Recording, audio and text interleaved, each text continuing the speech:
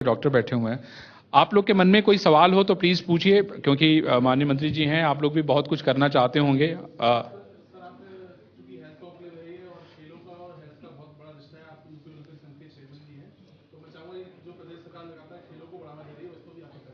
दरअसल पहले क्या होता था कि स्पोर्ट्स के मामले में 2014 से पहले स्पोर्ट्स का सरकार पर कोई ध्यान ही नहीं था। माननीय प्रधानमंत्री नरेंद्र मोदी जी ने, आप देखते होंगे, जो ओलंपिक खिलाड़ी थे, जो हमारे कॉमनवेल्थ में खिलाड़ी जाते थे या अन्य कंपटीशंस में दुनिया के दूसरे देशों में जाते थे, माननीय प्रधानमंत्री जी ने सभी को बुलाकर उनका सम्मान किया और लौटने पर सुनिश्चित किया कि उनको सरकारी सेवाएं मिल जाए। दूसरा, खेल इंफ्रास्ट्रक्चर को मजबूत किया।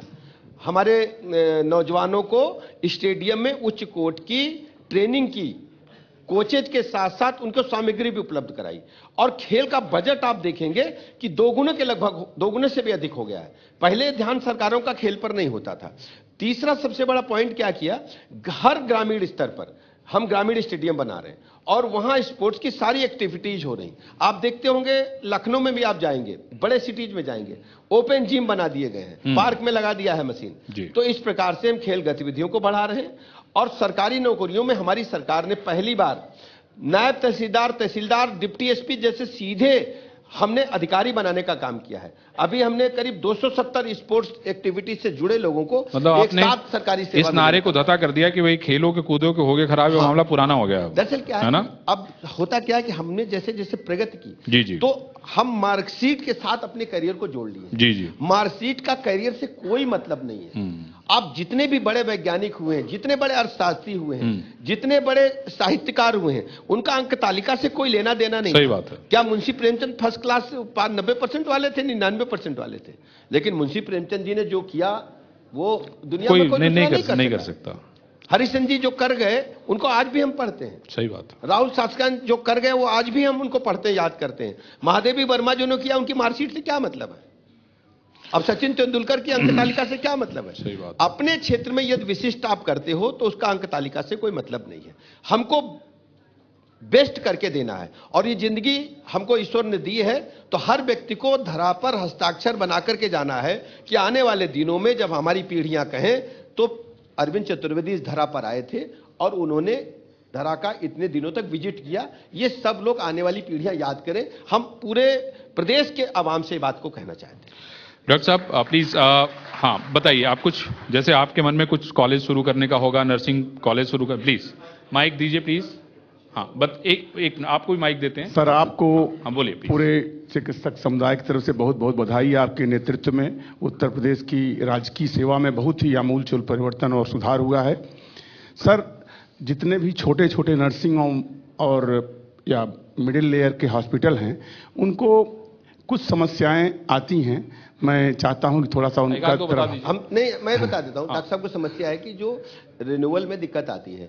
और पहले जो क्लिनिकल एस्टेब्लिशमेंट एक्ट आया तब से दिक्कत शुरू हुई है। लेकिन उत्तर प्रदेश में हमने 50 बेड तक के अस्पतालों को छूट दिया है कि आपको कोई टोका टक्की नहीं होगी। इससे ऊपर वालों को अभी हम रेगुलराइज कर रहे हैं, आपको पता है सर। आगे भी हम करेंगे। और सर दूसरा यह है कि जो फायर की एनओसी है वो 15 मीटर से नीचे की बिल्डिंग के लिए मानक है, लेकिन अगर उस फायर की एनओसी की बाध्यता समाप्त हो जाए डॉक्टर साहब, उसमें मैं पूरी बात कर दूं, बढ़ जाइए। उसमें डॉक्टर साहब होता क्या है, जब फायर वाली घटनाएं जब हो जाती हैं तो हमारे लिए बड़ी चुनौती होती है और उसमें मीडिया, समाज पूरी विरोध में खड़ा हो जाता है। आप सोचिए कि नहीं, घटनाएं भी बहुत बड़ी बड़ी हुई। आप भोपाल में देखिए सर, भोपाल में इतनी बड़ी घटना हो गई। 15 मीटर की बिल्डिंग है, उसके तीनों चारों तरफ गाड़ी घूम जाए इतना स्पेस चाहिए। और जो 15.5 की बिल्डिंग हो गई तब तो आपको सेटबैक भी पीछे छोड़ना पड़ेगा, दोनों तरफ छोड़ना पड़ेगा। पुरानी बिल्डिंगें जितनी बड़ी है, फ्रंट पे सेटबैक है, पीछे सेटबैक है और साइड में दोनों तरफ है नहीं, गाड़ी घूम नहीं सकती।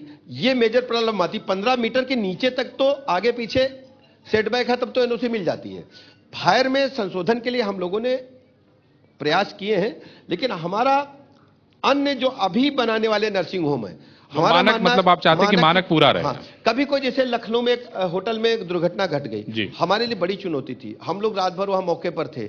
अब किस ढंग से जलते हुए आग से लोगों को निकाला जा रहा था। अच्छा, दुर्घटना न्योता देकर तो आती नहीं कि हम आ रहे हैं आग लगाने के लिए, वो अचानक सोते समय ही लगती है। डॉक्टर साहब, इस वजह से दिक्कत है।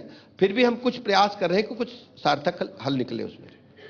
जी प्लीज। बहुत छोटा सा एक सवाल पूछिए, मैं चाहता हूं कि आप लोग की भागीदारी, प्लीज बताइए। है उत्तर प्रदेश के हेल्थ कॉन्क्लेव में मेरा आपका स्वागत है। मैं कहना चाहता हूं कि जो हमारे लोकल में जो रूरल क्षेत्र है उसमें प्रधानमंत्री जन आरोग्य केंद्र बने हुए हैं और प्रधानमंत्री कार्ड बना हुआ है। किसी गरीब को सबसे महंगा स्वास्थ्य संबंधी ही जो कानपुर अदर रीजन लखनऊ जाते हैं तो सबसे महंगा पड़ता है स्वास्थ्य सेवाएं लेना, उनका बजट बहुत ज़्यादा बिगड़ जाता है। तो मैं चाहता हूं कि जो भी आयुष्मान कार्ड बने हुए हैं वो ज़्यादा से ज़्यादा हॉस्पिटलाइज रिकॉग्नाइज्ड हो और ज़्यादा से ज़्यादा सुविधाएं बढ़ाई जाएं उसकी। कैसे समीक्षा कर रहे हैं? देखिए मैं बता रहा हूँ, ठीक है, हमारे पास लगभग 6 करोड़ कार्ड बनाने हैं। मुझे हमने लगभग 3.25 करोड़ बना दिए हैं आयुष्मान भारत कार्ड। उसके माध्यम से हम 5 लाख तक का निःशुल्क इलाज करते हैं और हमने अस्पतालों की एक फेहरिस्त है जिसको हमने सूचीबद्ध कर रखा, वहां निःशुल्क इलाज मिलेगा। सरकारी के अतिरिक्त, सरकारी में तो निःशुल्क ही है, मेडिकल कॉलेज पीजीआई में जाएंगे तो आयुष्मान कार्ड से मिल जाएगा। अब दिक्कत क्या है कि 2011 के सेंसेक्स के आधार पर वो सूची बन रही है जो बीपीएल सूची है, गांव में वो व्यक्ति है ही नहीं। तो हमारी सरकार ने निर्णय लिया है जो अंत्योदय योजना के जो लेबर रजिस्टर्ड लेबर हैं, इसके अलावा उज्ज्वला गैस के जो हमारे गैस कनेक्शन धारक हैं, उनके सभी डाटाज को उठा करके हम सारे कार्ड बनाने जा रहे हैं। हम जितना भारत सरकार ने हमें लक्ष्य दिया है हम शीघ्र ही पूरा करेंगे और अस्पतालों को रोज हम अपने फेहरिस्त में जोड़ते हैं। यदि कोई हॉस्पिटल आयुष्मान भारत में काम करना चाहता है, संबंधित को दरख्वास्त दे, उसको हम इन्वेस्टमेंट करेंगे। बहुत बढ़िया। प्लीज पूछ लीजिए, आप भी पूछ लीजिए अगर आपने हाथ, प्लीज बताइए। हाँ, आपकी आवाज वैसे ही बुलंद, हम लोग सुन लेंगे।